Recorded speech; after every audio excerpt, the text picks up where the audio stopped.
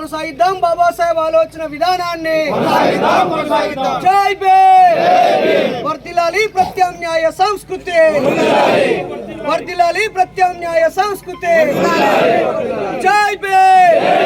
కొనసాగిద్దాం బుద్ధుడి ఆలోచన విధానాన్ని, కొనసాగిద్దాం మహాత్మా జ్యోతిరావు పూలే ఆలోచన విధానాన్ని, కొనసాగిద్దాం బాబాసాహెబ్ అంబేద్కర్ ఆలోచన విధానాన్ని.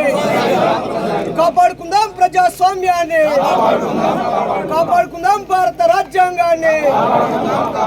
జై భీమ్. జై భీమ్. నా పేరు బైరి నరేష్. నేను కరీంనగర్ నుంచి వచ్చాను. ఈ కార్యక్రమం కోసం గౌరవ సర్పంచ్ గారు మరియు అంబేద్కర్ కమిటీ వారు ఈ కార్యక్రమానికి ప్రధాన వక్తగా మాట్లాడాల్సిందిగా ఆహ్వానించడంతో ఇక్కడికి వచ్చాను. ముఖ్యంగా ఈ జిల్లాలో అనేక ఉద్యమ చరిత్ర ఉంది.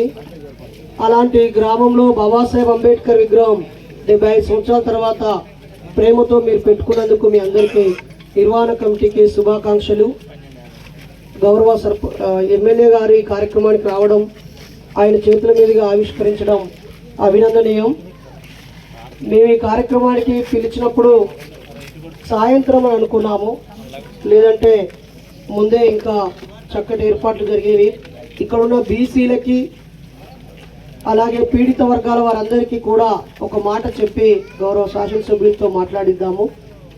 బాబాసాహెబ్ అంబేద్కర్ అంటే చాలామంది ఆయన ఎస్సీ వాళ్ళ కోసమే ఎక్కువ సేవ చేసిన వ్యక్తి, రిజర్వేషన్ ఇచ్చిన వ్యక్తి అనే తప్పుడు అభిప్రాయంతో ఉంటున్నారు. అది పూర్తిగా తప్పు.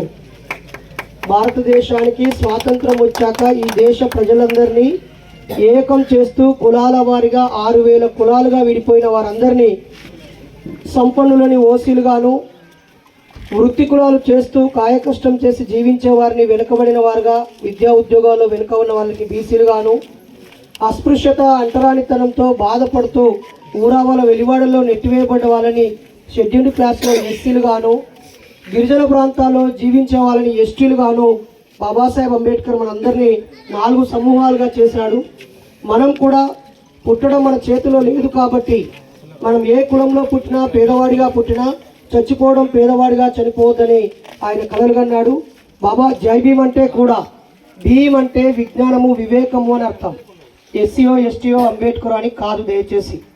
కాబట్టి బాబాసాహెబ్ అంబేద్కర్ విగ్రహాన్ని పెట్టుకున్న ఈ గ్రామ ప్రజలందరూ కూడా అందరూ అన్ని కులాల వారి కోసం ఆయన పనిచేశాడు. ముఖ్యంగా ఆర్టికల్ 340లో ముందు బీసీలకు రిజర్వేషన్ ఇచ్చాడు, ఆ తర్వాత 341లో ఎస్టీలకి, ఆ తర్వాత ఎస్సీ వాళ్ళకి 342లో రిజర్వేషన్ ఇచ్చాడు. ఇక్కడ ఉన్న ఆడవాళ్ళకి ఓటు హక్కు వచ్చిందంటే బాబాసాహెబ్ అంబేద్కర్ కారణము. అన్ని కులాల వాళ్ళు ఈరోజు సంక్షేమ పథకాలు గౌరవ ముఖ్యమంత్రి గారు ఎంత ఉన్నతంగా ఆలోచించి మంచి పథకాలు తీసుకొచ్చినా అలాంటి పథకాలు తీసుకురావాలని, పేదవారి అభ్యున్నతి కోసం పరిపాలించే వాళ్ళు పనిచేయాలని, రాజరికం వ్యవస్థ కాకుండా ఓట్లు వేసే వ్యవస్థ ద్వారా అందరూ పాలకులు కావాలని రాజ్యాంగబద్ధమైన మార్గాన్ని చూపించిన మహానుభావుడు బాబాసాహెబ్ అంబేద్కర్ గారు.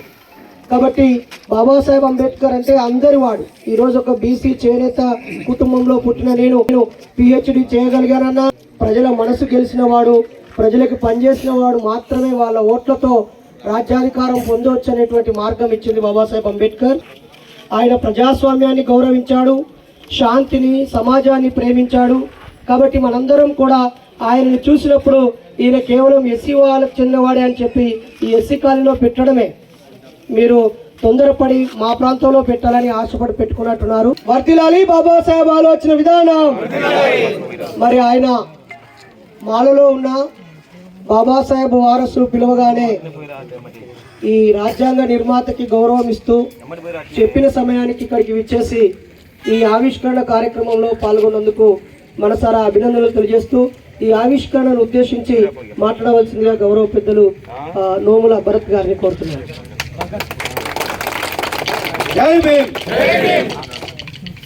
ఏదైతే ఈరోజు మన బొసంగి గ్రామ పంచాయతీలో ఏర్పాటు చేసుకున్నటువంటి మన గౌరవ డాక్టర్ బిఆర్ అంబేద్కర్ గారి విగ్రహానికి ఆవిష్కరణకి ఇక్కడికి విచ్చేసినటువంటి మన జాతీయ అధ్యక్షులు చెన్నై గారికి, అలాగే మన సభాధ్యక్షులు మన ముఖ్య అతిథులు బైరి నరేష్ గారికి, అలాగే మన సభాధ్యక్షులు మధు గారికి, ఈ కార్యక్రమాన్ని విచ్చేసినటువంటి మన ముఖ్య అతిథి మన గౌరవ స్థానిక ఎంపీపీ గారికి, అలాగే ఇక్కడికి విచ్చేసినటువంటి నా తోటి దళిత సోదరీమణులకు, అలాగే నా బహుజన బిడ్డలందరికీ కూడా పేరు పేరున నా హృదయపూర్వక నమస్కారాలు తెలియజేసుకుంటూ, ఏదైతే ఒక మంచి ఆలోచనతోటి ఈరోజు మీరు గౌరవ డాక్టర్ బిఆర్ అంబేద్కర్ గారి విగ్రహాన్ని ఏర్పరచుకున్నారో, ఇతనికి ఏదైతే రాజ్యాంగం రాసినప్పుడు నాకంటూ ఒక కులం ఉందని ఎప్పుడు రాయలే.